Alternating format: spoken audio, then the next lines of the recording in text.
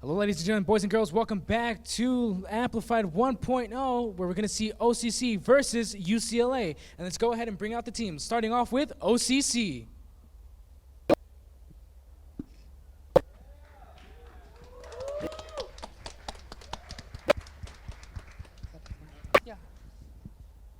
And now their opposing team, UCLA.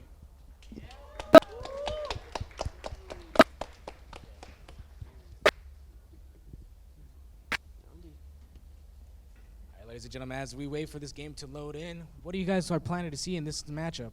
I mean, I have not seen either of these teams ever play beforehand, so honestly, I've heard good things from both teams, personally, just myself, just from being around. So I'm very curious to see how this game's going to go himself. I know UCLA can be a very good team right now, and I'm very interested to see how this draft phase is going to go by, because I feel like we're going to have definitely a bit more of a mind game going around with these two teams. How about yourself, I do anticipate a little more depth with the drafts and the teams overall, as it does seem like they do have coaches on this side. So I expect there to be a lot more thought and maybe a little more research into the picks and bans going into this draft phase, going in between OCC and UCLA.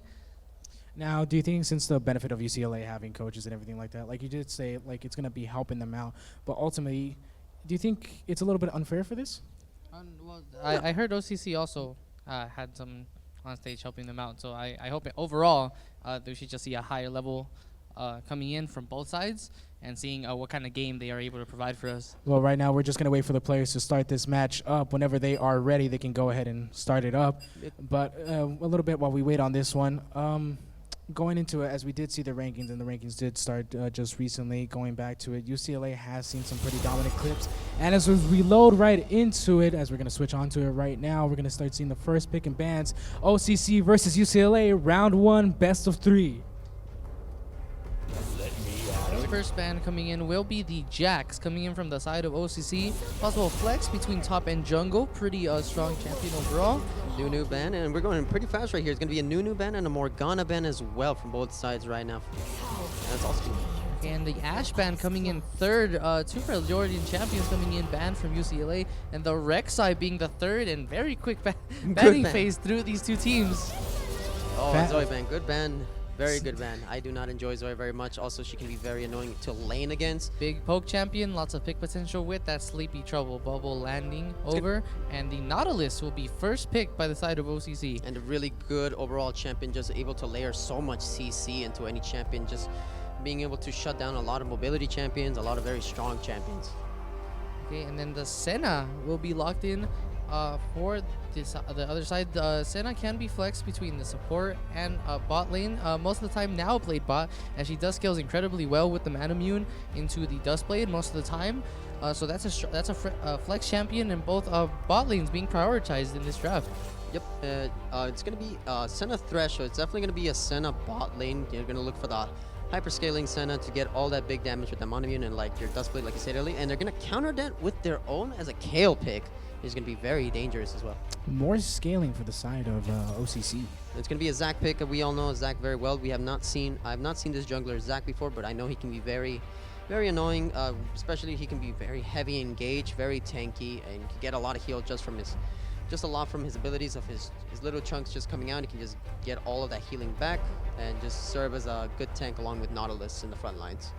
Not even much there, but he's not a certified Thresh God like myself, and we're going to see an Echo pick for the side of UCLA. And that Echo can be flexed between the top, mid, and the jungle lane coming in for their side.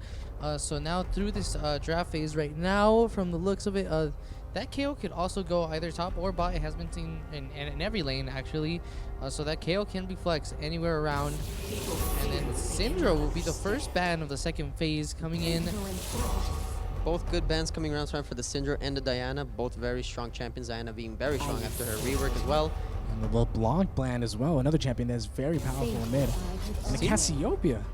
Also a very strong champion right there. A good ban as well. Her hyperscaling can do crazy amounts of damage, especially with those twin fangs. And just the overall team play that you can get with her ultimate.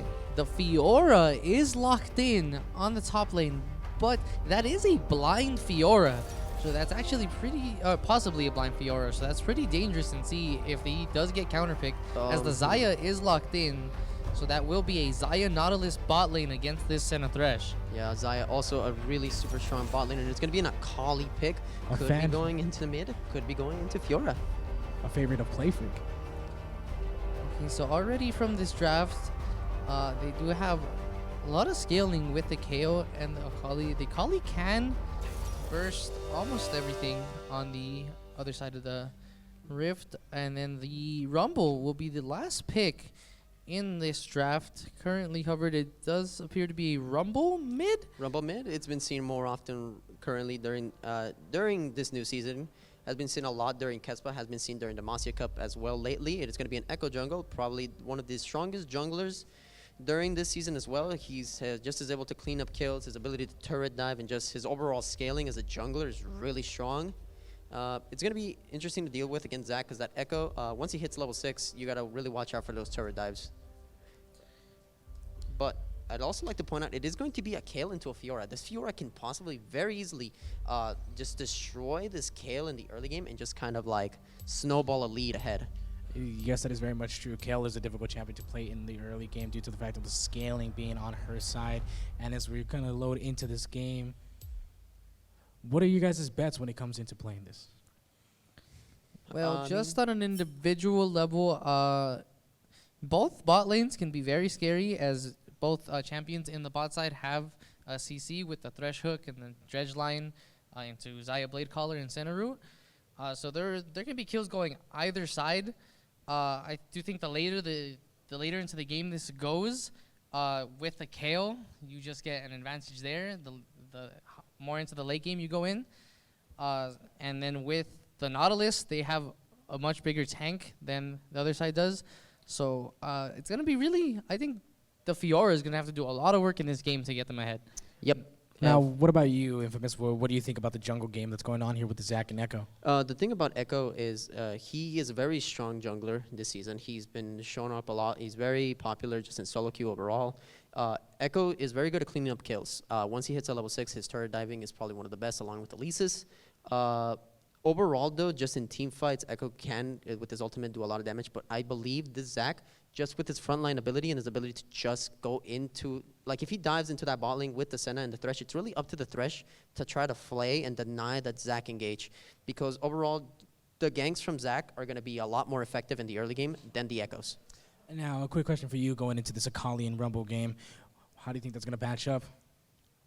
I think it could be more of a skill matchup, as Rumble still has more clear with the Flame Spitter, and then Akali it has a lot of mobility with the Shuriken Flip and the Shroud. So it really depends on how much poke the Rumble can get into it. But I don't see, unless Rumble stays in lane too long, I don't see Akali being able to easily kill the Rumble, as it has a decent bit of tankiness naturally. So it can be even, but I think the biggest thing is they can both roam heavily, and the Equalizer will deny a lot of Akali, because if she does go in with the perfect execution, she can fly over, but depending on how he places the Equalizer, it can deny her from going in. Yeah, you do have a lot of good team fightings with the Rumble here in the Equalizer. It's going to have to make up for the Fiora's lack of ability to team fight. She's really just mostly a 1v1 champion. However, if there is a team fight and she does get off the grand challenge off on a single one of the champions, that's going to provide a massive amount of healing just for the overall team. You cannot deny this Fiora, because again, we're going to have to see, you can't leave that Kayle alone in the top lane for too long, because otherwise that's just free farm for Fiora right there. It's essentially going to be too dangerous for that Kayle to be alone for too long with her, essentially. Yeah, but even for that grand challenge with the Kayle ult and the Xayah Featherstorm, they can try to avoid that as much as possible. So I think they're gonna have to do a lot. It's gonna depend a lot on the team fights, depending on to see how this game goes.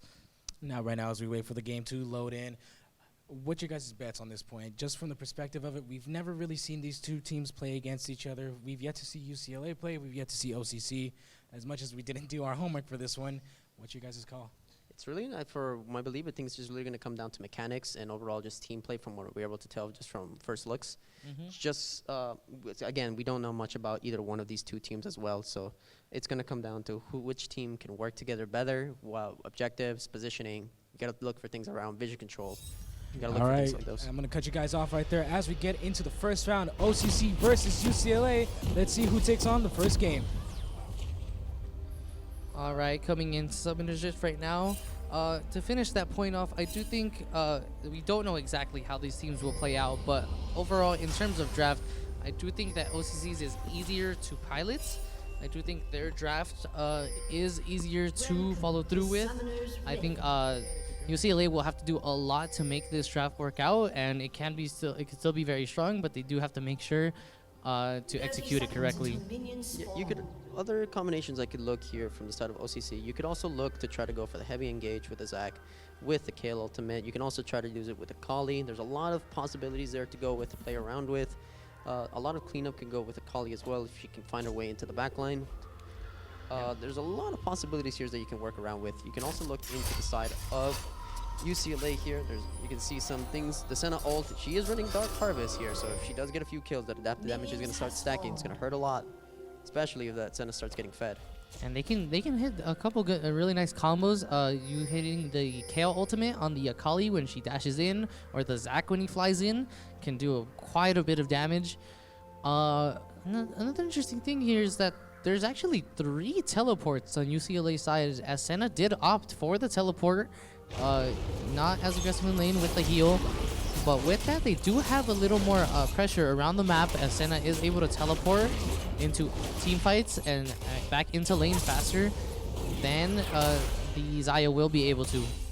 Overall, just way more map control overall for the side of UCLA here. It's going to be interesting. It's also going to be an Echo Dark Harvest as well to run to the side. It's going to be small pokes right here for both sides. Right now, 4-2 and Rockets fan right over here. So nothing too crazy right now. It's going to be look like Dude here is looking for maybe a dredge line. He did find it. Oh, he does get to secure a route onto Milo Shinderu.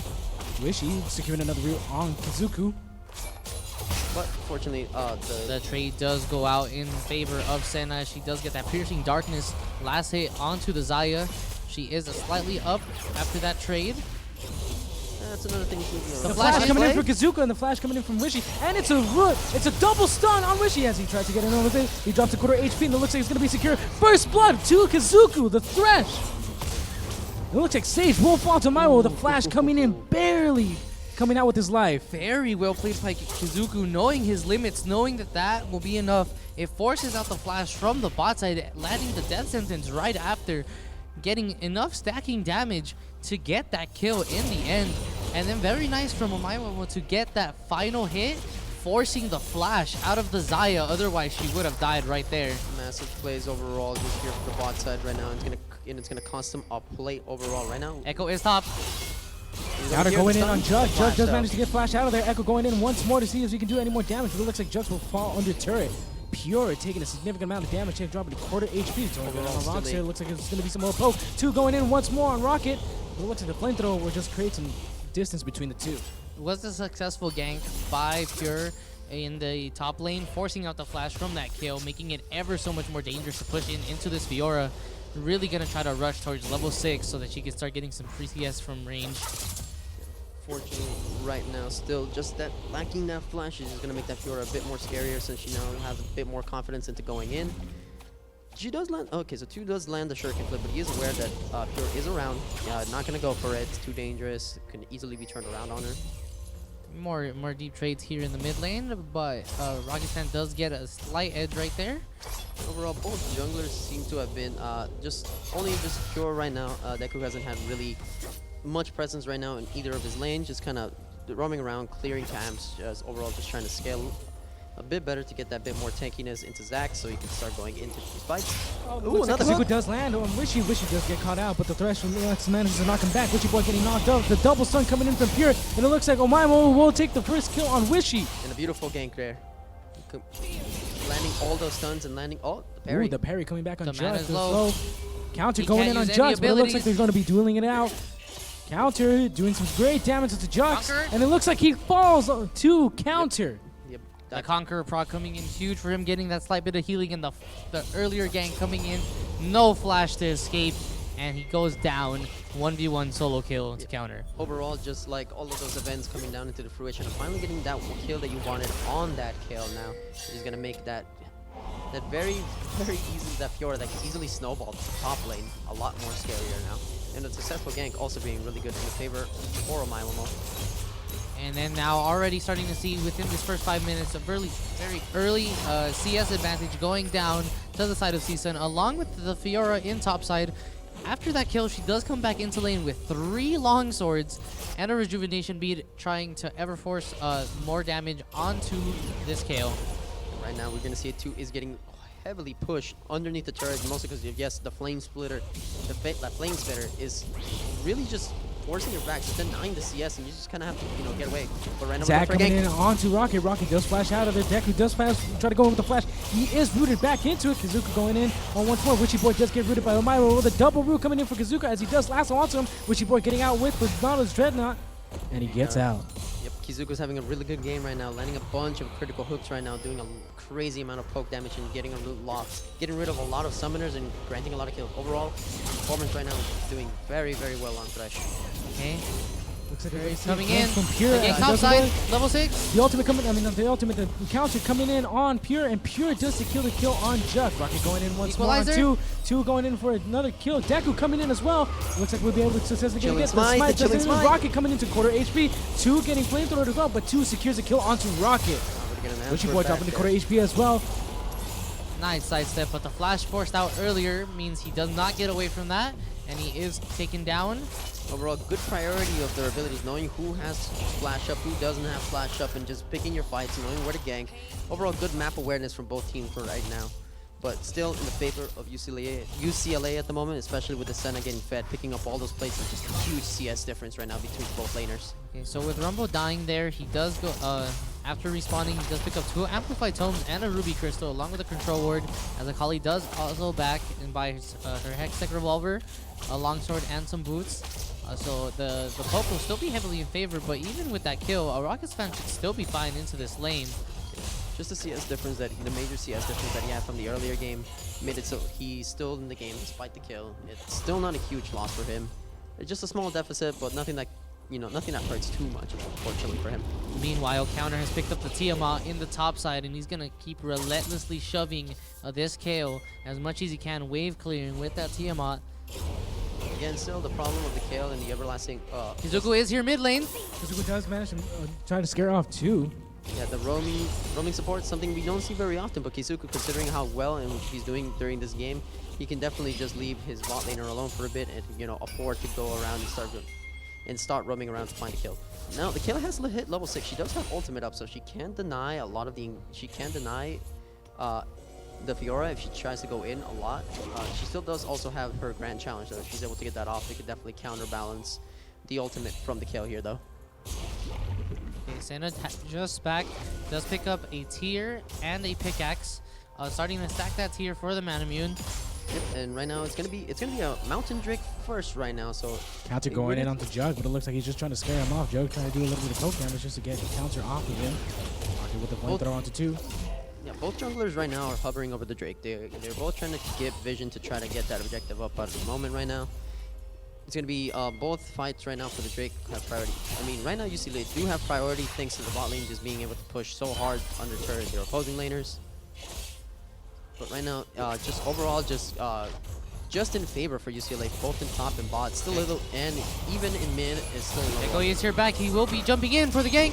Deku going in onto misses the Omairo. skills The on the root blaze, coming in huge on the Wishy box. Bar onto Omairo. Shinra with the root coming in onto Deku as well, and it looks like it's going to be an ultimate Deku's coming in here. to keep Kazuko alive. Wishy Boy taking up as much damage. Deku popping the ultimate, and it looks like he will die. Omairo securing a kill on Wishy. Will he be able to clear out the Zac? And it looks like he will. Pure taking the kill onto Deku.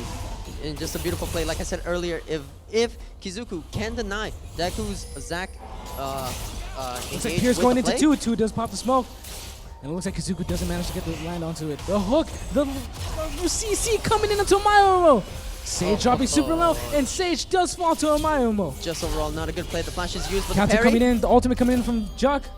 Ooh, cutting it close with that ultimate right there. Very close. Was way too dangerous to be going for that. But thanks to that fight right now going down to the bot lane, that's going to be a free Drake from the favor of UCLA. OCC trying to make a play down bot side. It is turned around by Kizuku's play, and Pure being there just at the right time. He gets the box down. He denies the Zac from going in with the flay, and then he gets the hook back, so there's a free kill down bot side, and he gets out with his life as well, as Omairo was just doing all the damage with that pickaxe. And right now, Omayomo is going to pick up the Monomune. He's going to start stacking that right now. And that's what I said earlier about the Echo. He has a lot of cleanup potential at the moment. It's going to be going in onto counter. Counter does flash out. James trying to chase onto counter. Counter trying to get out of there before it is it. But it looks like James manages to, or Jug manages to land a Q onto him. Yeah, fortunate for him, Fiora still does have a good bit of mobility with that dash. Dash through a wall if need be. Just wasn't enough to finish him off at the moment, so he gets out. He does have to use flash to survive though. Overall, it's still worth though. Just try not to get that kill fed in any way whatsoever. Even then, that kill is currently down Sage a little going bit. in. Kazuku does the ultimate coming in from Sage. The root coming down to Kazuku, which the Maimo is going to go in for Sage. Wishy Boy trying to keep his ADC alive. Kazuku dropping a half HP. Wishy Boy dropping a half HP as well. Kazuku dropping a quarter HP. Omayomo doing significant damage onto. But it looks like Windy does manage to fall. Pure going in onto 2. Pure in battle. Sage looks like he's quarter HP and it's a double kill for Omayomo, but it looks like it's going to be a shutdown from the Zac onto Pure. Rocket going in once more onto 2, and the flamethrower shutting down 2. And it's a double kill for Deku. It wouldn't be a double kill for Deku here, which would be good for them, but still, we cannot deny the double kill that went for the favor of Omayomo. Getting more stacks on that Dark Harvest and just overall more gold to get that Senna to scale even harder is just going to overall just hurt them more. UCLA are still in huge favor overall in this game, though. Grand Challenge is out. Going in onto Jug, going onto Jug. Jug going in quarter HP, trying to play underneath turret, but counter slays Jug once more. Kazuku dropping a quarter HP. Wishy Boy landing the root, landing the stun. The ultimate coming in from the Senna, but Deku slays Kazuku. A little too late right there with the Senna ultimate, but he's still pushing in so hard on the turret. He's about to get the last play, and there it is. As the bot lane and the top lane are both going horribly right now. Those are OCC's side. Oh, Echo's found out though. The roots are coming through. Rooted airborne knockup. The ultimate tried to at least keep him alive. Pure ultimate. But they play an antenna. Omayomo will just get knocked out. Rooted. It's a double root. Will they be able to secure the double coup? It's a shutdown from 2 on Omayomo. And Sage manages to slay Pure. Huge blade caller coming in, getting the double root and denying any counterplay. They are forced to sit there and die as OCC goes in to get those kills and shutdowns. But while all of that was going on right now, the Fiora was able to take the first turret, first blood gold, which is going to be massive. Again, the heavy aggression and the snowball potential of the Fiora is coming through like I said earlier. And just this Kale, it's just Kale. She just doesn't do enough in the early game. She just can't. It's too much for her to deal with, especially with such an aggressive champion like Fiora. The Fiora will now have completed her Hydra at the moment, which is going to make her even more harder to kill at the moment. Currently, no one can take Counter-Strike in a side lane. He will be free to split push unless they want to commit multiple members to shutting him down, and even then, it will still be a difficult task. The itemization is coming in for several. The Manamune is here. He will begin to fully stack it. The Haunting Guise is here, soon to be a Leandri's Torment going into Rocket's Fan.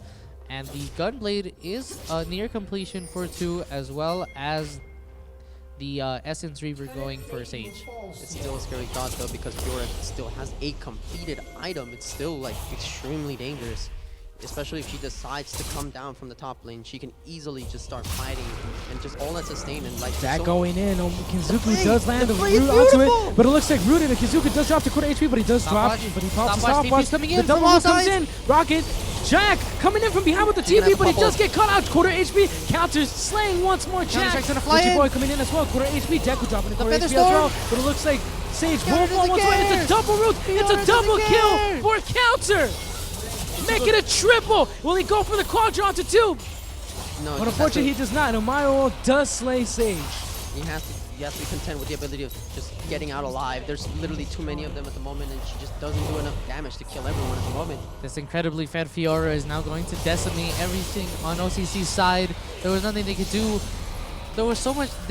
All TPs invested into top lane, but as I had pointed out earlier, the extra TP coming in for the side of UCLA, coming in big. Dude, trying to poke and the really bad positioning, that was a mistake from KO to TP behind enemy lines, especially seeing she must have TP'd before the other 2 enemy TPs had started. It was overall just a very poor TP. You're behind as KO. You're 0-4. You don't have a completed item. You shouldn't be TPing into the back lane of the enemy at this point in the game. You have no business at the moment to be going for that type of play. especially when your entire team's being pushed under turret at the moment. And because of that, now they're going to clear the entire vision. They're in the bot side of the river, and that'll just be a free Drake going to the favor of UCLA. But they don't. Fiora's the only one that did reset. They are still here. And he steals the Drake. Drake is can't believe Wishy Boy does get ultimate by with the KO. Keep him alive. The Rocket setup trying to coming go in. in. Wishy They're all Boy really dropping low. a quarter HP. Looks like they're trying to secure a kill. Flash. Deku does get caught out. Deku does fall. Wishy Boy falls as well. And that's 2 kills and a Drake. Leashed by OCC going to the side of UCLA. Even with Fiora backing, they're just so incredibly ahead right now. 8k gold pushing in with Herald into the mid lane turret, and there's nothing they can do about it. Yep, as UCLA will probably say to you, thank you for that leash very well. And now we're going to take our Herald and just shove it down mid lane and go as hard as we can from here. Shelly will probably get 2 charges off of here. And just overall, just that priority in the mid lane is crushing. They might still want to push in. Kazuko landing the hook onto 2 dropping a quarter HP, but it looks like they won't go in for it. But it looks like Wishy Boy will come in with the ultimate Equalizer. onto Mayomo, and it looks like mostly a kill onto Wishy Boy. The grand challenge went through, and it was just enough to get them keep going. And that'll be the second turret in the mid lane taking right now for the favor of UCLA. And now they're just going to start rotating down, taking all of their camps, denying all that experience and gold from their favor. Truly learning how to truly snowball a lead right now. So it's good plays from overall here from UCLA. Getting more gold into the laners and just denying the gold from the enemy laners here. Was a decent engage, but they don't have enough damage to follow through and get all the kills that they should have gotten then. With that, Fiora has purchased her Stinger, soon to be Trinity Force, as the Sheen is purchased. The Trinity Force will be coming any second now. The Oblivion Orb is actually picked up for Rocket's fan, delaying his Leandri's Torment, but getting all that magic penetration going in to go through the Merc Treads and the Spectre Scout of the Zac. Right now we do have itemization from 2 and Deku right now. They are trying to build against all that magic damage from the Echo and the Rumble at the moment. Knowing right now that the Oblivion Orb is built in response to all that itemization just to get that extra magic penetration going with the Sword 3 boots. All of that MR that they're currently building, it's not going to really do much in their favor. Just trying to look to burst down that front line as fast as possible. And even with all that MR, this Senna is starting to get really scary right now with the completed Duskblade. That Mirror Mana will be coming in any second now. Yep, and just that crazy scaling Senna just becomes even faster into the mid-game scaling, because at this point she has 6 of 1 and 8 assists, just extra gold and just getting more CS into her, just making it easier for her to scale and just do more damage. It's just like this overall just bad plays from the early games are now starting to stack up now later going into the mid game right now. 2 Drakes up, 6 and 18 with a massive goal difference. Just looking at that right there, it's just pretty, it hurts to watch, to be honest. Pretty much a 10,000 gold lead, 5 turrets up in their favor to 0, all before Baron is up. They have 2 Drakes with the 3rd one spawning in 2 minutes, and they have priority in every single lane, and they will keep pushing that priority down.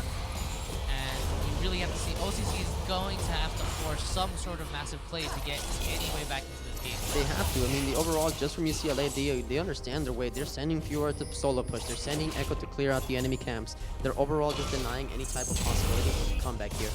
Forcing points, denying experience. Just overall good plays right now. They're It's a root coming in on Mayo. Mayo's getting a root onto Deku.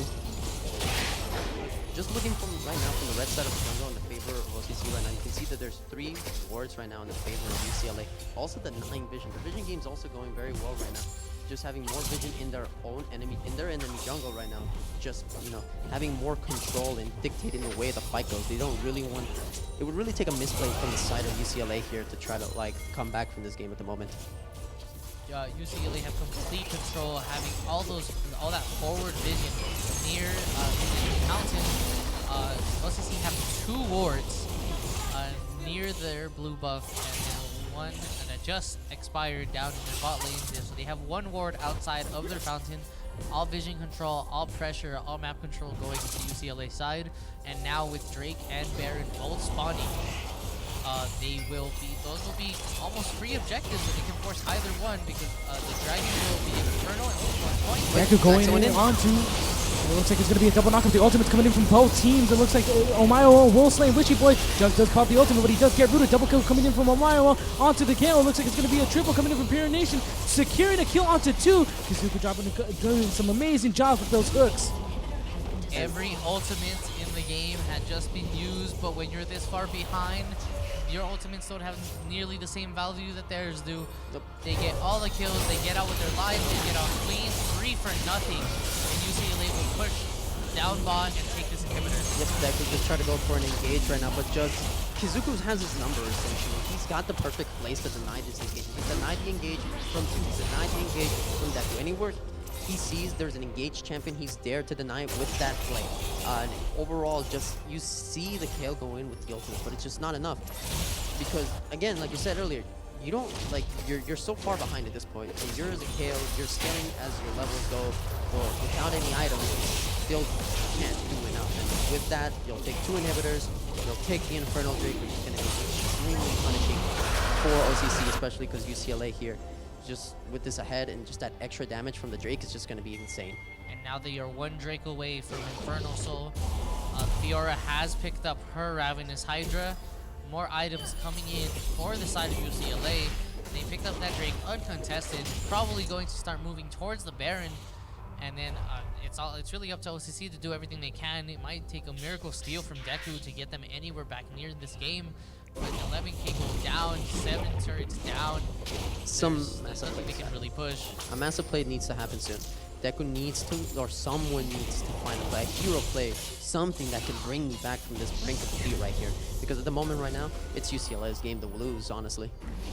It's and right now. UCLA's to win.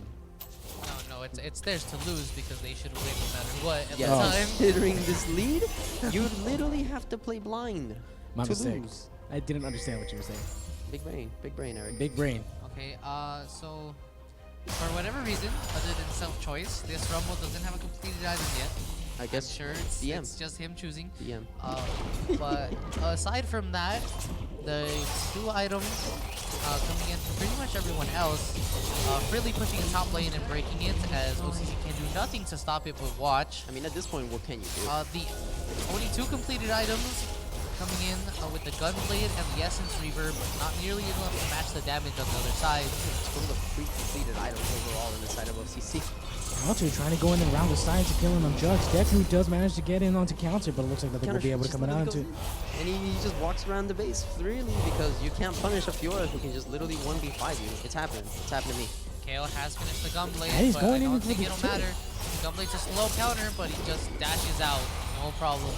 And as they all go there, Yep, Fiora there's just a little more pressure top lane. That turret will be pushed in right now. So what your plan is here, you either try to defend this turret or you kind of got to go deal with that Fiora since he's hyper-fed at the moment. Is deathless, has 2 items, and a Spectre Cow. They might just end the game right now. Oh, that's why. That was not a good play. Looks like it's the ultimate coming in from Jugs. Jugs trying to come in and save with it. And Wait, Kizuka hold popping up. another ultimate as well. 2 securing a kill onto Double kill. Omayomo. It's a double kill for 2. Wait, Counter securing a kill onto, Counter-strike. and it's a double kill for Counter. He goes for the turret dive. He does get shut down, but still, Kizuku's still alive. 2 still alive. He could kill them both very easily here, though. He's looking for it. Okay. Oh, Oh, bad. I Oh, think but unfortunately he no, misses. that's too dangerous. If he goes in, he already used his ultimate. He gets flayed, and then just you see, he will not make that. So good play by 2 to just walk out of that. So 2 played that very well during that team fight. He was able to pick up 2 kills and unfortunately delay the end right there. So, you know, there's still a little bit of hope right now for OCC, thanks to 2 being able to pick up those massive kills right now. But not that much. Not that much, So but still. UCLA should stop pushing. Should start using their advantage as they have map pressure everywhere, and they should be able to technically freely take this Baron. This is essentially a free Baron unless Deku can essentially start, you know, hauling it over there and just try to maybe look for a steal. It's still very difficult since, you know, you are on blue side. Trying to steal Baron from this side is extremely difficult. And they do start the Baron. They should be able to kill it relatively fast with what the itemization is. They are. Counter-Strike is not there though. OCC are making their way there. They have cleared some vision. Counter-Strike might get caught up by himself. You have to turn. They have to choose. They have to choose. Kazuku landing Whether they go another hook. counter-strike or It the looks team. like it's going to be a double root onto Wishy. Wishy just immediately gets annihilated. The ultimate coming in from Omairo as he secures a double kill. Counter going in onto Deku. Deku does get out with his life, but a quarter HP. But it looks like Counter would try going and secure the kill. That's the thing. You have to choose. You have to go for counter-strike. You go for the Baron. You got to choose soon, or you get punished like that. With all that map pressure, UCLA freely saw them. They saw them coming from a mile away with all that vision. They knew exactly where they were, and we turned it around on them. Huge combo with the equalizer from Rumble. Yeah, it's gonna be Now right here. They it can't should win. be game as they are 3 champions down. 2 cannot do enough, especially with this Spirit Missing Fiora. He will not get the kill to play. The Two stun going into to it, his but it looks like he does box, get and he will ultimate. not 2 do dropping a anything. half HP, but it looks like it's going to be a double root from Omairo. The ultimate coming in, and it looks like double kill for once more on Omairo. Only going for the double, triple, but unfortunately it looks like it won't be that way. You're saying 2. It looks like this will be game, and he does secure the triple right before the game ends. Landing the triple kill just for the style points and ending the game perfectly. 9-31 favor of UCLA. Yes, it was. Yes, it is. But, gentlemen, how did you have to say about that game? An incredibly clean game from UCLA, especially from the Fiora top side. They had the opportunity to counterpick it. It was a blind Fiora, or I mean, they had the KO, but they could have flexed the KO into a different lane, punished the Fiora top side.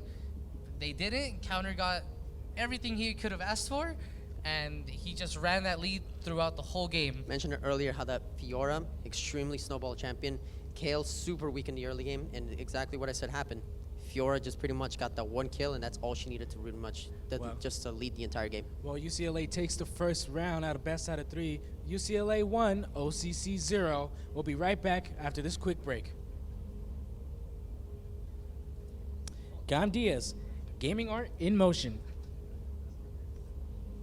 And iBuyPower. Superior performance, reliability, cutting-edge technology, and timely productions make iBuyPower the authority in PC gaming. All right, ladies and gentlemen, boys and girls, we're back for the second round of OCC versus UCLA. All right, gentlemen, break it down.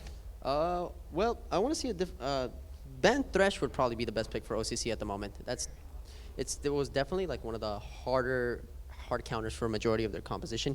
The overall, just the flays from Kizuku were just beautiful overall, denying almost all engages.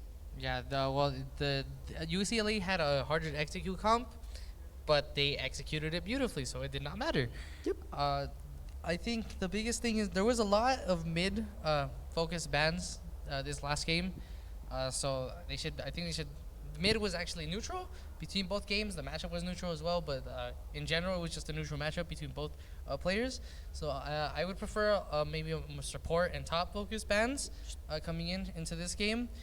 And then I think the blind Fiora should have been punished as opposed to be gifted a lane into KO.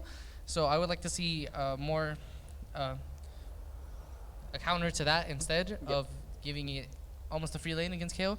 Yeah, that was definitely a very bad pick to throw the Kale into a Fiora, which was just overall just a very, very bad pick to go into.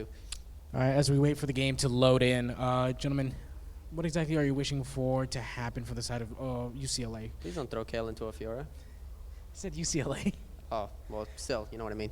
I think UCLA did fine with their draft. They, like I said, it was a harder to execute draft than OCC's, but they executed beautifully, so it did not matter. Yeah, Isarix landed every flay he needed to, and he landed pretty much every death sentence he needed to, and they all went towards the kill. And then Senna followed up beautifully. Every equalizer was good, and Rumble had an even matchup into the Akali, which is what you could ask for. And so then counter destroyed top lane and pushed that advantage throughout the whole map. There's nothing they could do, so UCLA should keep it the same. Hopefully they don't get as free of a lane this time, but we'll see. I'm going to have to cut you off right there, Playfreak, as we go into the pick and bans right now.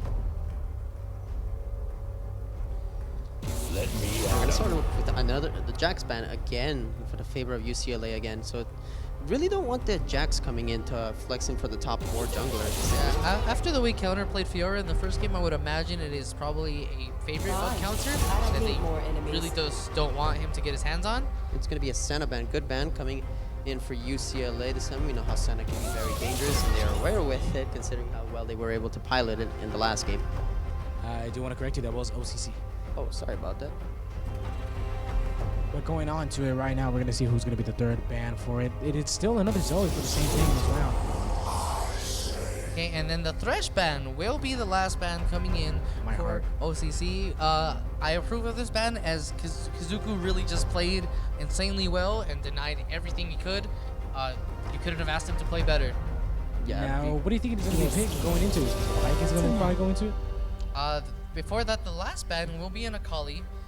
So while it was a neutral matchup, 2's Akali was probably the biggest impact champion that OCC did have in the last game.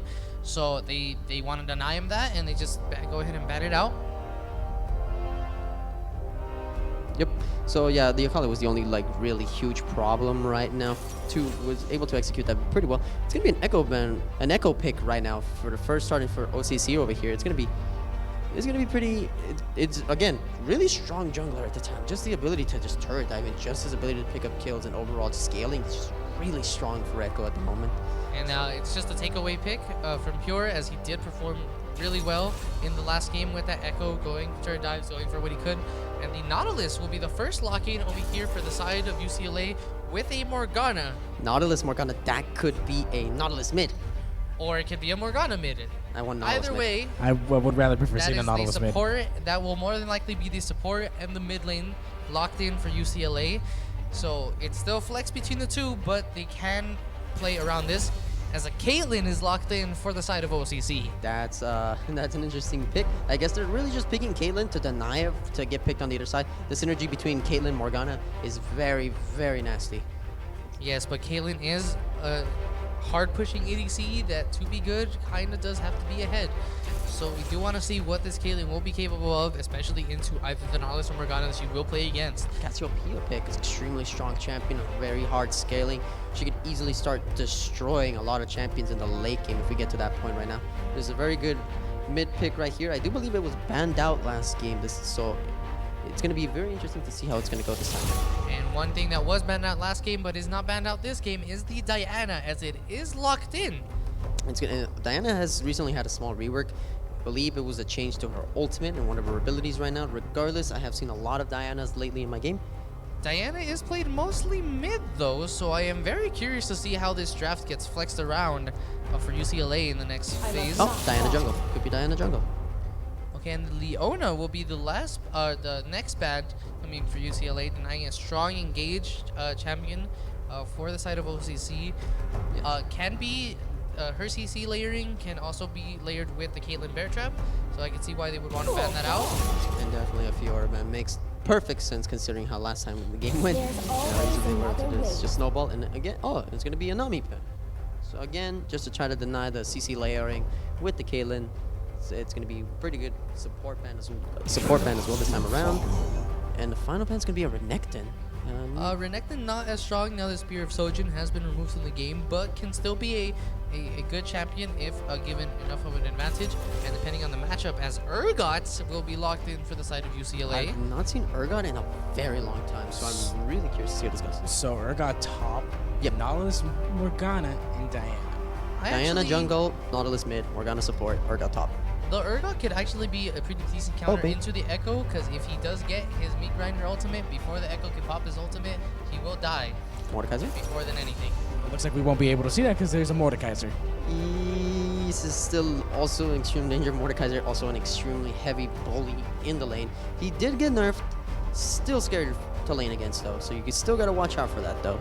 Most of his consistent damage and his speed were nerfed, but it's still Urgot. Urgot hasn't been meta for a very long time, so it's still a scary pick to go into.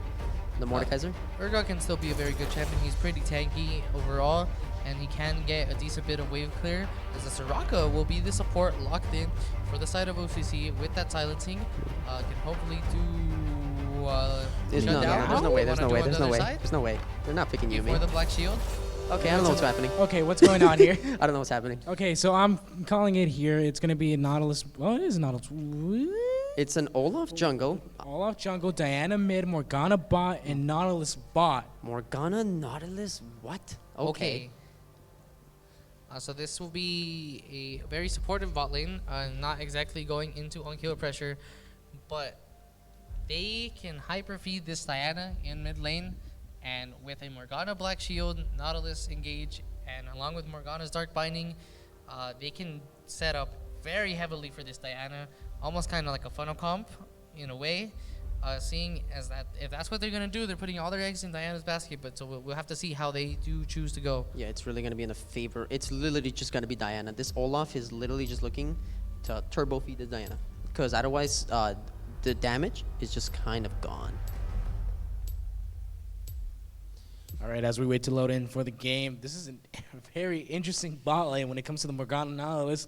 Very interested to see because the Morgana is actually taking TP and Flash. We got a Nautilus taking the Ignite and Flash. Again, it's I mean, I'm interested. Like There we've is a few. seen Nautilus mid, but is he gonna see the ADC? No, No, the it's Morgana Morgana's City Morgana ADC. will scale better for damage, but Yep. the whole goal of this draft is to feed Diana. yep. There's no other way around This it. goal, the goal of this draft is to feed Diana. Diana will be the hard carry. Diana will be doing all the damage, lots of burst damage, and No the cons- Morgana is there. Will do some damage, but mostly there to support the Diana, help her out, get her fed, and have her kill everyone else. My only fear for this draft is the fact that OCC have opted out for a Mordekaiser, an Echo, and a Cassiopeia, all who do AP damage, which can be countered very well with the Nautilus and the Urgot. But my only fear is if this game goes into the late game, this Cassiopeia and this Echo will heavily outscale Diana and even heavily more outscale that Olaf, who becomes practically useless at a certain point. OCC does outscale if they are to reach the late game, and they do have a lot of magic damage in their draft, Caitlyn being the only source of AD. So for any hope of mixed damage profiles, they really want the Caitlyn to be strong. Otherwise, they will simply itemize magic resist, specifically Olaf and Urgot and Nautilus, and they'll never die. Yep, that's So- literally just not enough. Yes, but like you said, they do outscale, having more damage champions in their draft. But with this game, with this draft, Olaf and Diana, the UCLA don't want to get to late game. They want to win 20 minutes and do it fast. As fast as possible, because Cassiopeia, Echo, Mordekaiser maybe not as much, but especially just Cassio alone So are we gonna say an early invade? has to be an early invade. You have an Olaf, you're the king of the level 1 invade. Yeah, they're level 1 with Olaf, Axe, Morgana Dark Binding, Nautilus Dreadline, and Nautilus Passive. They have very strong level 1. So I would expect to see a level 1 invade. Of course, it'll be up to them if they want to play safe or not. But either way, Olaf should still have tempo don't- above this Echo, and they really need to just run through the whole map really fast. The problem here is I don't know how they can't play too safe. They have to go for that early aggression tempo, because you need to get going as fast as possible. You need to get going as quickly as possible, because if you delay it for too long, it just becomes a huge problem. OCC starts scaling, and then it becomes easy for Cassio or someone to just pop you. That is, I have to agree with you there actually, but at this point it's just to see whatever happens. If UCLA is experimenting here, let's just see how it goes down. More than likely, I do hope to see something interesting out of this, It's because gonna it be is interesting as for it is, sure. as we are getting almost ready to start loading in the game. So what's your guys' bets right now? Mid game, UCLA. If this goes late game, it's all OCC.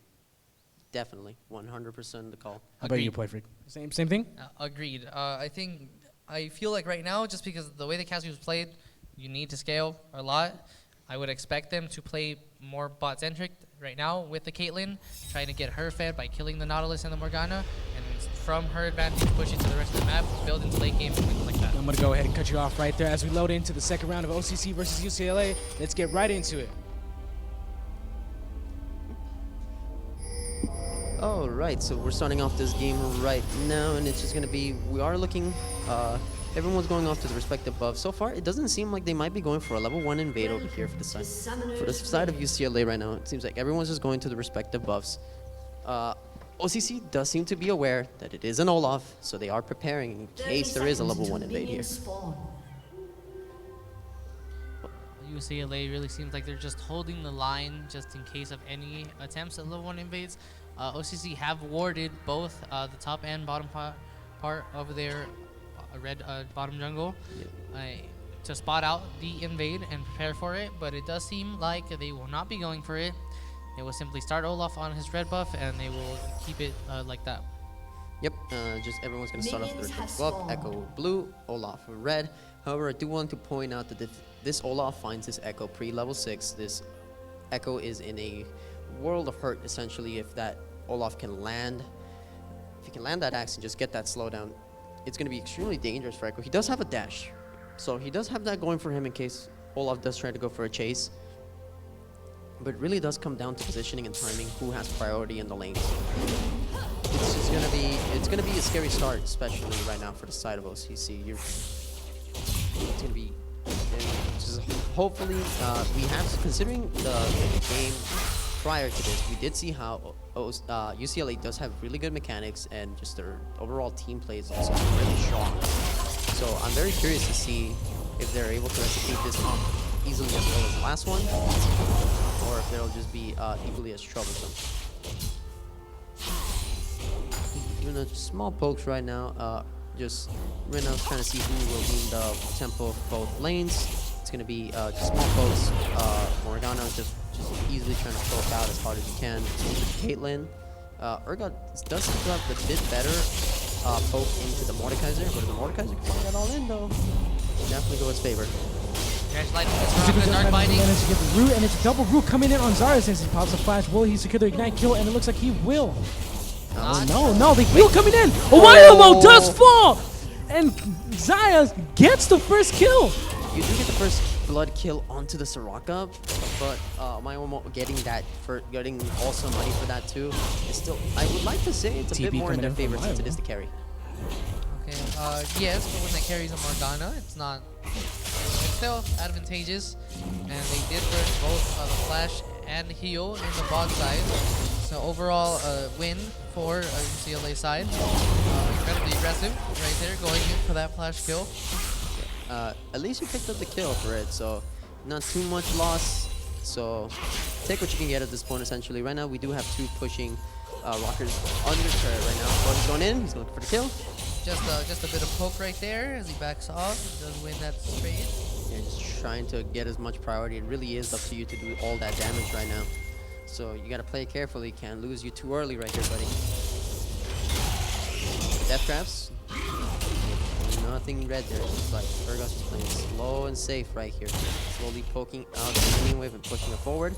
Olaf looking for that. It's early game. Kazuki coming in with the root on 2-2, manages to get out underneath turret. Good flash out before the Dark Binding does land on the Cassiopeia, probably proccing her death with 3 members of UCLA right there. But a successful roam coming in from the bot lane of UCLA, and with the Morgana and the Nautilus, I do expect this bot lane to be roaming a lot. Yeah, especially when you're pushing under a turret as hard as you are right now, getting all that priority makes it so you're not really losing out too much. Considering your Diana was under trouble, good play from the side of UCLA right here. And this Urgot is currently going really hard for keeping the minion wave right in front of the river in the top side. Has a master 12 CS lead for himself. It's clear from Urgot. It's considerably better than Mordekaiser. The nerf that he did get makes it harder for Mordekaiser to try to go in for those kills and proc his passive. Also, the reduced damage from Dark Passage uptime. He's going to make all the dredge. Okay, but unfortunately he weaves right between both of them and not able to pick up anyone right there though. Just Outer Strike just playing pretty carefully, being able to sidestep a lot of the obliterates from Drug here. It's playing it pretty well, just not too bad, not too easy, just taking it slowly at your own pace right here. You're just winning lane, pushing as hard as you can, farming as best as you can. Bot side, though, a gank was almost attempted by Deku, but Ur did realize it and make his rotation down bot side. The gank is stopped, and currently they are pushing. The root is there, the dredge line is there. Kazuki going in on the dread line, the flash coming in on Sage, but Sage manages to get out with the black shield from Omayo onto Kazuku. 2 flashes gone down in the bot lane for OCC, and that's going to be dangerous because... Okay, Rocket, you taking 2 turrets there for fun, buddy. That's going to be interesting. Very nice tanking right there, but all that CC so strong down in the bot side. But that's going to be very scary right now on the bot side right now, because that's both flashes gone. It's another, if one more combination like that comes out, that's definitely going to be killed. No flash to save you that time, this time around up. Just got to be very careful with those side steps. And overall, we have a slower game here than the last one. Which is really bad for you, because you really want more high tempo with this Olaf. You want this. You want to go fast now because OCC wants to drag this out. Yeah, overall, this Olaf doesn't get the right there. Coming in onto counter. Jux coming in with the grasp. Combination Doing through. great damage. The passive ultimate coming in. Counter throwing Jux over. Deku coming in onto... Ooh, but it looks like he's a little bit too late. But a good flash from Outer Strike here. Orgod's still pretty tanky, and considering neither of them have any items at the moment, there's not a lot of kill pressure to go around. Yes, this Olaf has not been the most active in the early game. He has really just been power farming for the most part of it. There really should not be. You should be trying to force engages in every lane with your higher tempo than Echo. So I do want to see this Olaf, but Kizuku the coming in with the red root. line Red line, the double root coming onto stage. Sage getting ignited by Kizuku. Kizuku coming in once more on the root on Zaya. You do have that Soraka kill though. Yeah, luckily, because of Soraka herself, she's able to keep you alive through all of those bindings, de-ignite.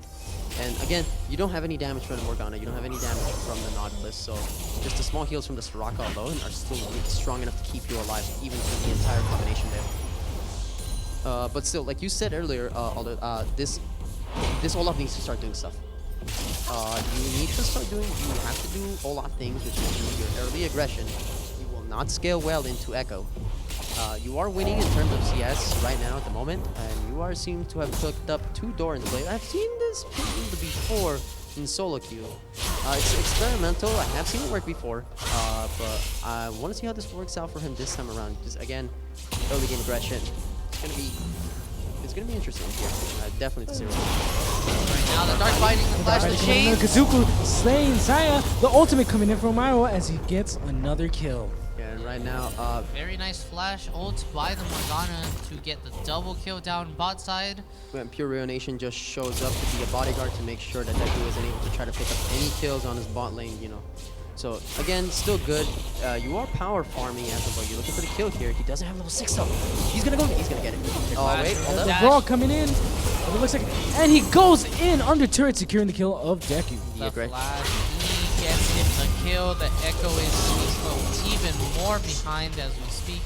The Flash is burned by both, but the kill is secured. This is dangerous. And UCLA is starting to amount their lead ever so slightly, but The ultimate he's coming caught in out. from Pure. Zaya is dropping a quarter HP, but it looks like 2 manages to slay Pure.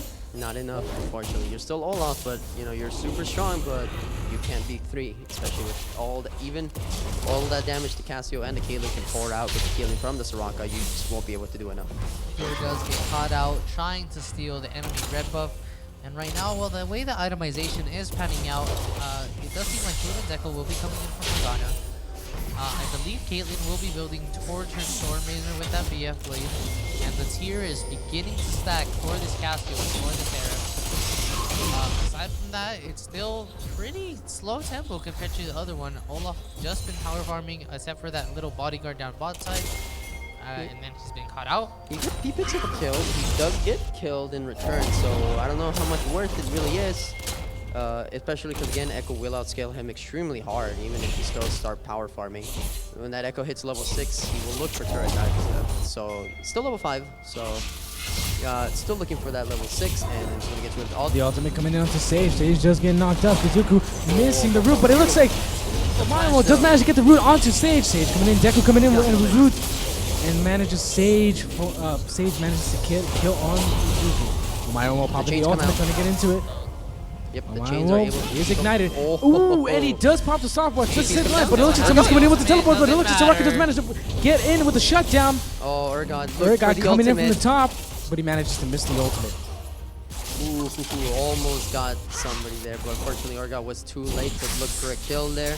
And yep, like we said earlier, the longer this game drags on, the harder it goes on the favor of OCC. Yeah, that looked like an overpush from Kizuku, hitting the ultimate, but then missing the dredge line. Very nice dodge with the net from Sage. But then he flashes in to get the passive through onto Caitlyn. But then the rest of the team shows up, and they are running so heavily for that. Unstoppable coming in here, to though. Jux. He doesn't do enough Jux damage. manages to get into quarter Yeah, HP, stop. but it looks like he flashes out, but Pure securing the kill onto Jug. Yep. Kazuku coming in with the root, and he manages to pop it. Kazuku slaying Deku. Yeah. Deku unfortunately gets CC chained, so he's not able to activate the ultimate in time. Fortunately, that'll be a kill going in again for the favor of UCLA. So they were able to bring it back at least, you know, try to make up for that deficiency. It was still a very slow tempo game. Fortunately, for the favor of both teams, still the slow tempo definitely goes for the favor of OCC. Agreed, but right now it seems like this Diana might be building Rod of Ages, so might be going for a super late scale item build as well. She does go for that Rod of Ages, fully stacking, and then incredibly powerful into the late game, as she will be the main source of damage overall. Still though, even if she does opt out for the Rod of Ages, just Cassiopeia's But existence Morgana, alone. bot side. Going to Bazooka. Bazooka just managed to pop the ultimate kick to knock up onto it. Omaima with the black shield coming in as well. Bazooka taking some damage. The science coming in. Bazooka dropping a quarter HP, but he does pop the stopwatch from the new turret. Will only be able to come out of this, but no. Jux secures a kill onto Kazuku. They get caught out. They're pushed too far in lane, and they don't have enough. There's enough CC, but not for a whole team to stop them from pulling them down bot side. Yeah, Morgana And now with this, they might be trying to start this Ocean Dragon right now. Yeah, Morgana can only dodge line one person at a time, and right now that would be a free Ocean Drake going into the favor. Looks like, ooh, pure Oh, lane. it's here though. The black shield. Black shield coming in. He can save, managed to get the quarter HP. that Jux, damage, Omaima though. coming in as well, but he does manage to fall to Sage. Damage was nasty, and then Olaf just instantly gets popped out of existence right there. That's the problem with Olaf. He's very popular nowadays. I personally, as a jungler, I don't really like Olaf because he becomes so useless, and especially after a long period of time. And considering the overall, just the way this game is going, and how we're going into the later game, it's just making it more and more less impactful overall time. Okay, well, some key itemization is coming in for both sides. Morgana has completed the Luden's Echo. The Rod of Ages will now be stacking on this Diana. Will reach full potency at 23 minutes. The Seraph's Embrace is on the Cassiopeia, going to fully stack to the Archangel Staff. And the Rhyalize Crystal Scepter is on the Mordekaiser, ready to do more slow and more damage overall. Some no magic mantles actually coming in for both Diana and Olaf. Just a little bit more magic resist, I guess, trying to defend themselves from the Mordekaiser, the Echo, and the Cassiopeia. Even those though, building the Rod of Ages on the Diana, I mean, I guess if you're trying to compete with the scaling of Cassiopeia is not wise whatsoever. Just Cassio's scaling is just way too strong to go against unless you have an equally strong scaling champion as herself, which at the moment you currently do not have any champion that plays of that type of stature. Yeah, but I personally have not seen the Rod of Ages, so I don't know how exactly this build, how strong it will become. It could go something like Rod of Ages into Camper Spellbinder. That, no matter what, that's a ridiculous amount of AP. Guy going in with the low down. Her guy is just gunning Jux down. Yeah, all of these Ultimate hits passive now, it, but it's it not looks like enough. Counter It's not manages to enough. miss up the flash. It's more and than Jux manages to get a kill. Pure slaying Jux at the quarter of the HP. Close. He wanted to get him just low enough to activate the meat grinder, and he actually did activate it, but he died before he could get it. So close right there, unfortunately, without it for Counter-Strike, but unfortunately, Jux is able to pick up the kill sooner, but his jungler was able to get him back, so still, you don't want that all that. Line into Caitlyn. Sage does come in as well. The ultimate with the double knockup. They get out of it, but it looks like will they be able to try to get away with the knockup as well. Omaima coming in with the black shield, but just enough poke damage to bring both of them to half HP. Yeah, you still don't really do crazy amounts of damage with either one of these two champions, even with like with all of the CC you do have, like you still don't have like that damage to clean up those kills, unfortunately. So you really gotta like watch out for your like you can go for the heavy engage with the black shield and deny anyone from trying to stop Nautilus, but if you don't have the damage to confirm those kills, then it doesn't really pay off too much for your favor here. So right now it's gonna be something like that. Fortunately, still again, you don't want that gold on that block. You want that gold on your Diana, which she has 2 stacks on her Rod of Ages. It's still not crazy enough. But again, longer this game goes, the scarier it still gets. Just slowly creeping onto the Cassiopeia, getting a bit stronger overall. Caitlyn She does have a Now and then she it's gets not rooted gonna and be rooted blown ultimate. up. Amayamo just destroying Sage. Shelly coming in with the turret too, trying to defend this as well. Yep, but and he ends and then continue on by pushing on the Rift Herald into the mid lane, destroying the first turret. Will he get another charge? And it will be Looks like one he more will. charge hurting more. Looks like she will. Okay, Morgana is mostly considered to be a support champion, but she still does quite a bit of damage with proper itemization. Yeah, especially now that she picked up those sorcery shoots, that magic penetration is definitely going to start showing right now. And that'll be 2 turrets right now going for a total of 3 turrets with counting top lane. So all turrets on all lanes have been blown up right now for the favor of UCLA. Despite the slow start, it seems that they're still able to hold on fairly well right now at the moment. Yeah, they just exerting more map pressure overall, getting more, got more chips from turrets, and one track goes once again into Jugs. The passive Mordekaiser. ultimate, but it looks like Jugs coming up to quarter HP. Counter He will doing get it. great damage, and he actually comes back with the kill onto Jug. Yeah, no magic mantle and the Merc treads here provide enough defensiveness to try to deal with the Mordekaiser and beautiful kiting to dodge the obliterate. no meat grinder required. He gets the solo kill top lane, turns around, gets his revenge, and now he'll be pushing down this top lane. Fortune just trying to get back a bit more and start building into that tank that Kazuku. can be known, so he can better protect his Diana and his Morgana. He's going to this fully engages when we get into the fight phase. Okay, there is a stinger picked up for Diana, probably going to become into the Nashor too. But on the other side, the Haunting Guise has been picked up by Mordekaiser. Cassiopeia has fully stacked the Archangel Staff or into the Seraph's Embrace. So now this Cassiopeia will be doing quite a bit of damage along with having that shield. And Sage having quite the weird time in bot lane, but has completed the Infinity Edge. So with all the magic resist itemization coming in, it will be up to him to pump in enough AD and punishment for it. It seems like going Ooh. for a fight right now, and then yep, Deku has to dash through the wall behind. The roots here, The root though. coming in. Hold on. Rocket does manage to slay Deku. The black shield comes The in. black doesn't shield have coming in to pop onto the all Ragnarok. off the slow coming in onto 2. The root coming in onto Pure. Jugs coming in from the top lane trying to get to frighten at least UCLA from pushing into more further. And that's the power of Morgana with that root. She's able to get rid of one of Olaf's greatest weakness, which is his ability to close the gap. With that root, he can easily just walk up to that echo and just easily just destroy him pretty fast. So it's right now it's gonna be interesting because now it's gonna be a cloud soul. So just that extra, it's gonna be CDR and overall movement speed for all teams. Getting that ultimate reduction on probably your Morgana and especially on your Diana for those team fights is gonna be huge. Yeah, pretty big Drake coming in for the side of UCLA. With the champions they do have, the Cloud Soul will be pretty useful.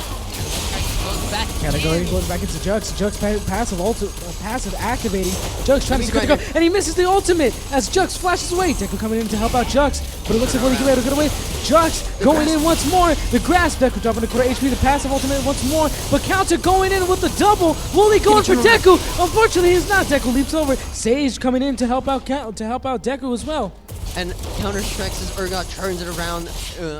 That Jug tries to go back in to try to help him to kill, but like he's already too low, and he just gets punished for it essentially. Yeah, after a very nice flash, but they overcommit. They think they can get Counter-Strike, but he does so much damage. And with the Spectre's Cowl, they're not doing nearly enough to him. He turns around the 2v1, he gets 1 kill back, and he forces Deku to run away and burn Flash as well. Unfortunately, right now we're also going to have to point out that there is 6 stacks now on the Rod of Ages for Rocket Sand right here. It's slowly starting to get to that point where that Rod of Ages is going to start doing that crazy amount of damage, hyper scaling right now. However, the Captain does have that race now at this point in the game, but at this point, just to answer your question, I mean, it took a bit for this Olaf to get going.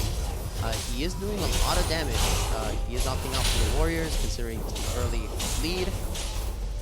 However, the more this game goes on, still Cassiopeia can but right now, just those roots from that Morgana and that Nautilus is so annoying to deal with. You can't really find a building. Okay. Ooh, Kazuka managed to get the kill onto Jugs falling into quarter HP, but it looks like he's going to activate his passive. And Naka going into Jake, but he's going into Rocket, going in once more into the battle. He falls into quarter HP, and Cassiopeia security kill onto Rocket. One more. Here coming into slam Jace. Everyone is just battling. Battle double kill for a counter. So much happening there. 3, 4, 5 flashes burned through that team. Deku going in onto Omayo, but it looks like he is stopped by Kisuku. Ooh. Again, all of that CC just can deny a lot of engages. If that Morgana and that Nautilus stack their CC together, they can deny the Echo from going in and try to like ult out. They can deny the Cassiopeia from doing all that damage, especially with the Urgot in the last fight. He was able to grab her, move her out of position, and positioning for the Morgana to land the Dark Binding so he can stun her and just fully just melt her down fast enough. They're just despite the favoring of the draft for the late game for OCC here, the way that UCLA are able to execute their draft and just their overall composition is just cleaner and overall better for their team. Yeah, and I think OCC and us included both underestimated how much damage this Urgot's truly doing in this game right now, as he does pick up a 10 stance, fully healing whenever he will be fighting. And it's going to take more than one person to take down this Urgot right now. Yeah, it's going to be very scary, and now he's probably going to start itemizing for that magic damage with the Merchants, the Spectre Cowl, and the No Magic Mantle right now. So just going to start trying to deal with all of that Cassio, the Echo, and the Mordekaiser. Overall, he's just going to be your heavy frontlining tank right now to try to deal with all of that. Meanwhile, on the other hand, the Diana has picked up the Stinger. 9 stacks on that Rod of Ages right now, so again, getting scarier by the second. That is no longer a Stinger, that is a full Nashor's Tooth, and this Diana's burst damage will be quite big at this point in the game. Oh, finding here. Again, even you try to go for the Olaf right here, unfortunately, get out.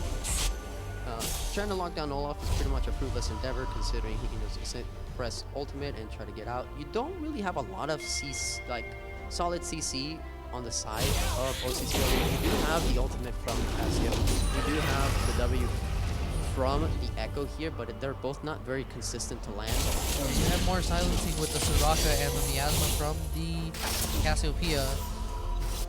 So you do have to be wary of that. But currently, the way this lead is going, again, almost 10k gold lead for UCLA's side.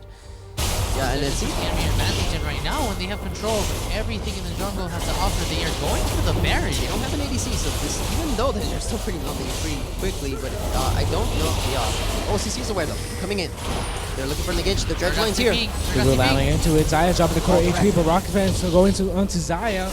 Zaya will play for his life. Jux coming into the quarter HP as well. The Nautilus all coming in as he gets knocked up into Airborne, and he gets killed by counter as he lands the ultimate. The meat right here comes through to confirm the kill. You can say that it was a KS, but you know, be how it be sometimes, and then that'll just be a free Baron right there. And again, just all that CC injury is too much. But Two's coming into it as well as he managed to get the ground. The ultimate coming in as he managed to stun 4 of them. Yeah, but there's no follow damage there. You just can't go in, and then if this Urgot's chasing. Urgot's coming in with the ultimate. Deku coming in with the ultimate as well, but he manages to get slain by Omayomo. But it looks like Deku manages to slay Omayomo. He gets 1 kill at least. He's able to stall out Baron, which is huge at least for them. It'll buy them some breathing room, and maybe right now Baron's still up. Drake is up at the moment. It'll be huge for both teams right now just to get that extra CDR. But overall, you know, OCC still not fully out of this game. They still have some hope left going for them. So. Yes, the Urgot has now picked up the adaptive helm, and UCLA can still probably be trying to go to Baron, but they do need their full team there, especially without an AD carry, to melt it fast enough. If OCC do get the chance, they can melt this Baron quicker, but currently they are still so far behind, they really don't want to chance it. Yeah, unfortunately it's not going to be good, so they're going to opt out for the Drake instead of Baron this time around. A lot safer pick and 1 step closer to the Soul, making it overall better. Faster Regunners, faster Ragnaroks, and just faster overall Moonfalls from the Diana here are going to be huge here. Yeah, but with the adaptive helm and the Spectre's Cowl, so there's so much magic resist, along with Urgot's healing from the Death Stance. There's a counter blade when front one to Dust with Dust back the other. The toss coming in over as well, but it looks like it's going to be a 2v1 counter. It's going to be a 3v1, but counter dominating Jux. Yeah, right once more, but it looks like he's going to have to roll out of it. Zaya, unfortunately, is going to be caught out. Counter is just destroying her, and Counter securing another kill, becoming godlike. 3v1, and Urgot does not care. As I just said, the adaptive helm has so much magic resist. He gets his healing from the Death Dance, and I don't see a single Morellonomicon coming in for the side of OCC yet. Echo trying to build that up with the Oblivion Orb, but they're not anywhere near. It won't be fast enough at this point of the game. This Urgot's 2 fed, 7 1-4s, Death Dance, Adaptive Helm. Just your overall heavy magic build composition here is really coming back to just bite you. And with Caitlyn having such a rough bottom laning phase in the beginning of this game, having one item of Infinity Edge and a BX Blade, she's really not doing nearly enough damage needed to take down this Urgot, especially with the bonus health and the healing from the Death Stance. Yeah, this just goes to show you that even though the overall draft, the Dark Binding. Oh, Urgot's coming in with the Meat Grinder, and he goes in and confirms the kill on Soraka. The ultimate coming in for coming in. Kazuka does Misses. the knock-up coming in. As Urgot comes in with the flash and he knocks him over. Pure securing another kill once more. The flash coming, the stopwatch coming in from Milo, but it looks like a Milo will fall. Oh, even then though, you're not gonna win against 4, and then with that Garen buff, only 2 people. It's only Echo and Cassio. I Still don't. 40 seconds, they have 4 champions up. Cassio still does a lot of damage. They will not be going to end the game, as they do recognize this Cassio can pop them. This is a 3-item Cassio. 2 will be trying his best to try to stop this game from ending the way it is, but there's only so much he can do. Yeah, they're just slowly playing here, slowly biding their time right now. They know they can't fully push. Cassio is too dangerous, and the last thing you really want to do is start feeding the Cassiopeia at this point in the game. The way that this game is going, Sage has finished a 2nd item. He has completed the Essence Reaver, but Morgana's almost done on the 3rd, and it will be your Death Cap. And then alongside that, Olaf has completed the Spirit Visage, and the 3v1 King Counter-Strike Urgot has a Guardian Angel.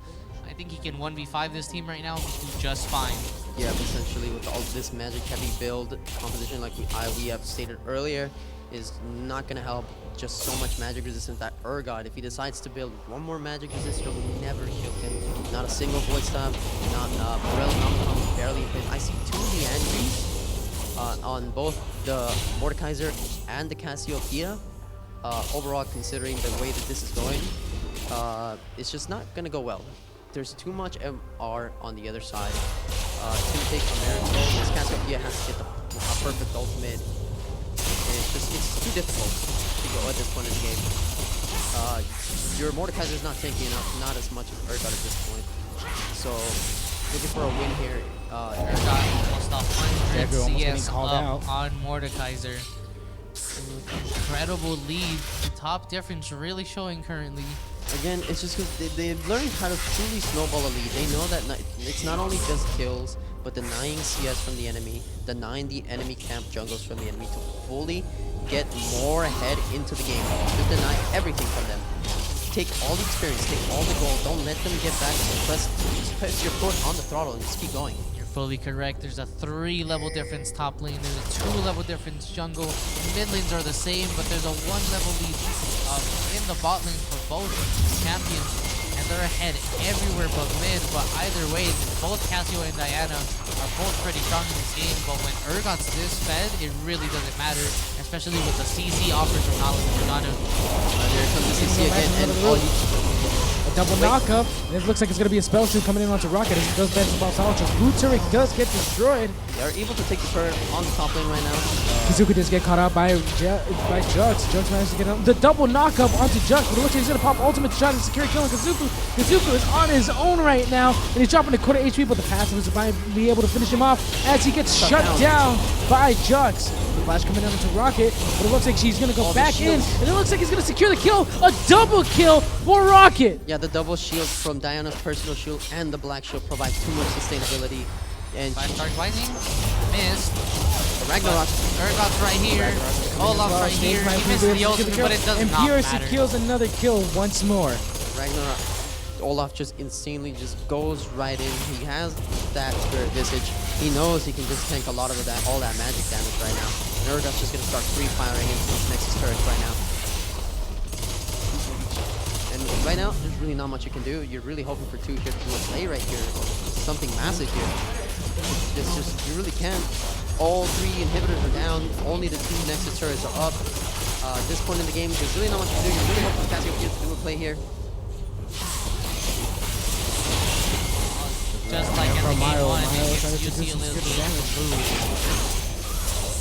They have broken all 3 inhibitors. They have super minions coming in from every lane. They might just try to engage here, or at their own request, they can go down, freely get Cloud Soul, maybe wait for Baron, but they're just pushing relentlessly.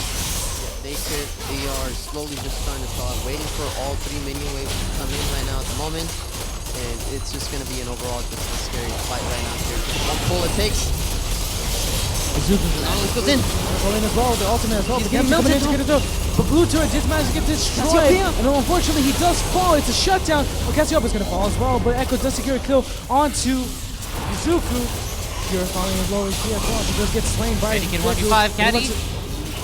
The Guardian Angel's going to come back and bring him up alive. Deku has slain Umayama, but it looks like it's going to be another kill for the side of OCC. That is a shutdown from 2. There's the Cassiopeia damage that we all know is that she's extremely powerful in the late game. She has a Void Staff now to deny a lot of that magic resistance right now. So it's going to be scary. Unfortunately, since Cassiopeia does not have the ability to use boots, she does not have the ability to pick up sorcery shoots to get that extra magic penetration, but she will be able to kill a full build, 6 build items. So it's interesting to see what she will opt out to go with next. UCLA did push their luck and they were punished for it. OCC is trying to take this advantage to go for this Baron. They need this Baron. And with this Cassio and this Caitlyn, they are killing it rather quickly. That'll be Baron right now for the favor of OCC. They are still in this game yet despite the massive difference. And it looks like they were looking for a way back in right now. There's several super minions pushing in on their Nexus. The turret has been broken and now they're stuck wave clearing. Even with this Baron buff, they can't leave their base or they will be easily backdoored by UCLA. They just have to defend and wait for all of their inhibitors to respawn. All it takes is one person to clear all threats and just one back door. Just one person going in right now. It'll take a multiple of team fights right now, at least 2 team fights right now to go in. But right now, while all that goes on right now, UCLA do pick up their Cloud Soul right now, so that's going to give them extra movement speed right now going into this thing, so it's going to be easier for them to chase them down or to try to peel away from the team fights that are unfavorable for them. Meanwhile, Caitlyn has finished her 3rd item, picking up the Static Shiv, and she also does pick up an Executioner's Culling, trying to deny some of that healing from the Urgot finally. But even with this, they are still rather behind, and Urgot has actually finished his build and he decided to pick up a Mortal Reminder, also choosing to deny a lot of the healing and getting quite a bit of armor at the same time. Yeah, but all it takes is one binding right here, and then you can just CC chain with that Nautilus, and it could be the end of the game. Even with Baron buff, it's still, you gotta find that opening. It's really up to that Cassiopeia or that Caitlyn to pop right now. If it's all the MR, it's really just Caitlyn. But Echo has completed the Morellonomicon. He does have a little bit more magic penetration and does have the previous wounds to cut off this Urgot. This Urgot will be easier to kill now, but they're still so incredibly behind. The final push might be coming in from UCLA right now. This is going to be it right here. It's going to be 2 fights right here. It's going to be ended right here. All it takes is one play right here, one mal-positioning. Urgot's getting poked out though. He has to back off. Previous wounds are coming in. He isn't able to heal. He's slowly backing off. This Baron buff is able to keep them alive a little bit longer, so they're able to fight the enemy minions for even longer. Urgot might be caught out here. Caitlyn does use the ultimate to try to get that Urgot as far away as possible, though. Chains. The double knockup, Kazuko manages to get in. The ultimate coming in with the double knockup onto the side of UCC. It looks like OCC, but it looks like Sage will manage to find it too. Deku securing a kill onto Pure. Coming in as well. Mine was saying Slade once more, counting once more, getting another kill onto Deku, but it looks like it's going to be a shutdown onto the Cassiopeia. That's game right there. This looks like it's going to be game as he flashes in, but manages to die into Fountain. Final game, and then I go for the favor of UCLA. And they take this series 2-0.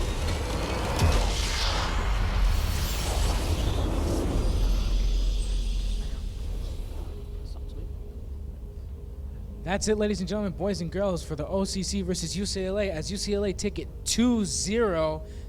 We're going to take a quick break as we're going to transition into our Overwatch games. See you in 30 minutes.